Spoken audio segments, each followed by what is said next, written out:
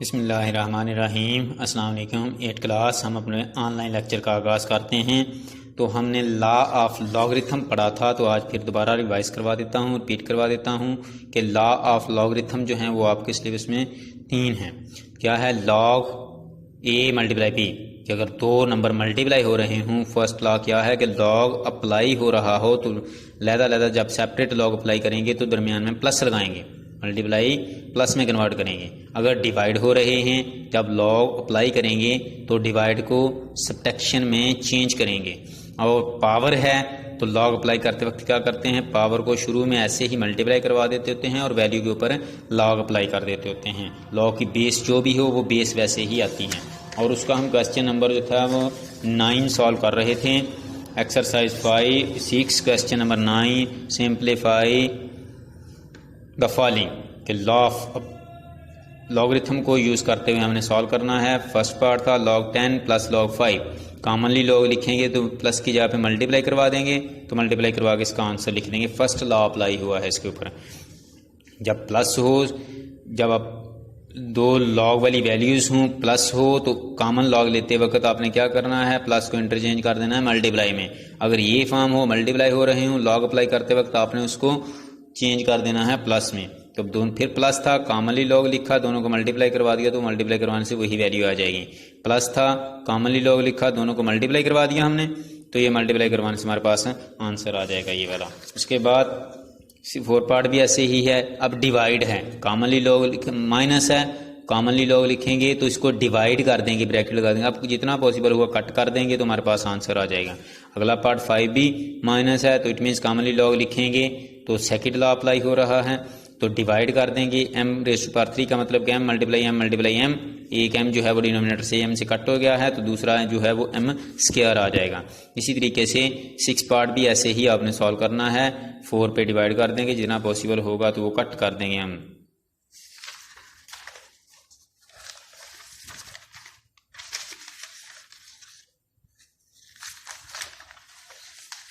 इसके बाद 7 पार्ट है, log 7 माइनस log 3। तो कॉमनली log लिखेंगे तो डिनोमिनेटर में 3 आ जाएगा। अब ये कट नहीं होता तो आपके पास यही इसका आंसर हो बनेगा। उसके बाद है question number 10, use a law of logarithm to find the value of the following. आपने लॉ ऑफ लॉगरिथम को यूज करते हुए वैल्यू फाइंड आउट करनी है। फर्स्ट पार्ट है उसका log 256 base 2 equal to 8। Write in scientific form. Scientific form में पहले आपने लिखना है, log को ख़त्म कर देंगे तो ये हमारे पास बना है 2 की पावर 256 इक्वल टू 8। तो हमने क्या करना है, log को ख़त्म करते वक्त इन 2 टर्म्स को आपस में इंटरचेंज कर देना है। ये यहाँ पे आ जाएगा और ये यहाँ पे आ जाएगा, ये इसकी पावर बन जाएगी। 2 की पावर 8 इक्वल टू 56, तो ये भी 2 की पावर 8, वो भी 2 की पावर 8, तो ट्रू ही है, दोनों साइड्स इक्वल हैं, लेफ्ट साइड। उसके बाद log 81/27 बेस 3, तो इसको सपोज कर लेते हैं कि x के इक्वल है। फिर हम इसकी साइंटिफिक फॉर्म लिखेंगे, साइंटिफिक फॉर्म में log खत्म, इन टर्म्स को इंटरचेंज कर देंगे, तो हमारे पास क्या आ जाएगा, 3x इक्वल टू 81/27। अब 81 को हम लिख सकते हैं 3 × 3 और उसको 3 लिख सकते हैं। ये 3 इससे कैंसिल, ये 3 इससे कैंसिल और ये 3 इससे कैंसिल। अब 3 की पावर x इक्वल टू 3। अब जिसकी पावर कोई भी ना हो उसकी पावर 1 होती है, तो 3 की पावर x इक्वल टू 3 बचा था, तो इसको हम लिख सकते हैं 3 की पावर x इक्वल टू 3 की पावर 1। अब जब बेस सेम हो तो पावरें इक्वल हो जाती होती हैं, वो हमारे पास x इक्वल टू 1 आंसर आ जाएगा। बेस से कट हो जाएगी तो x इक्वल टू 1 आंसर आ जाएगा।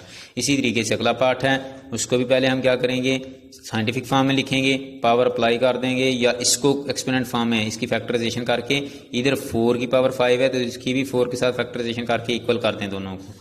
उसके बाद log 100 बेस 10 इक्वल टू 2। सबसे पहले साइंटिफिक फॉर्म में लिखेंगे, तो इसको 10 की पावर 2 इक्वल टू 100, इस 100 को भी हम 10 की पावर 2 लिख देंगे, तो 10 की पावर 2 जो होता है वो 100 के ही इक्वल होता है। तो ये आपके पास था क्वेश्चन नंबर 10, जो कि सिंप्लीफाई करना था आपने। इसी तरीके से क्वेश्चन नंबर 11 है, write the following according to the third law of logarithm. अब थर्ड लॉ अप्लाई करना है। थर्ड लॉ क्या था कि पावर हो तो पावर को शुरू में ले आएंगे। तो फर्स्ट पार्ट है 6 log 5, थर्ड लॉग ये था log का, लॉग ए की power n equal to n log a, यानी कि पावर को शुरू में ले आते हैं, लॉग अप्लाई कर देते होते हैं। अब हमारे पास जो पावर शुरू में है, अगर इसको इधर से देखें n log a equal to log, यानी कि जो पावर है उसको जो शुरू में कांस्टेंट मल्टीप्लाई हो रहा है उसको लॉग की वाली वैल्यू की पावर में भी लिख सकते हैं। अगर ये हम देखते हैं, इसको इधर से इधर को देखते हैं कि n लॉग a की पावर n, यानी कि जो कांस्टेंट था वो पावर में लिखा हुआ है। अब अगर पावर में लिखा हुआ हो तो उसको शुरू में लिख देते होते हैं। दोनों तरीकों से अप्लाई कर सकते हैं इसको। कांस्टेंट मल्टीप्लाई हो रहा है, इसको हम पावर में लिख देंगे इसकी, तो हमारे पास क्या आ जाएगा, log 5 की पावर 6। फिर m log n, m multiply हो रहा है तो law of logarithm third law apply करेंगे तो n की पावर m आएगा, इसको पावर में लिखना है। फिर पावर में लिखा हुआ है तो इसको शुरू में मल्टीप्लाई करवा देंगे, थर्ड लॉ अप्लाई करते हुए लॉ। फिर पावर में लिखा हुआ है शुरू में ले आएंगे और बेस अपनी जगह पे ही रहेगी, वैल्यू भी अपनी जगह पे ही रहेगी। तो आज के लिए इतना ही काफ़ी है, यही आपने लर्न भी करना है और होमवर्क में भी करना है। अल्लाह हाफिज़।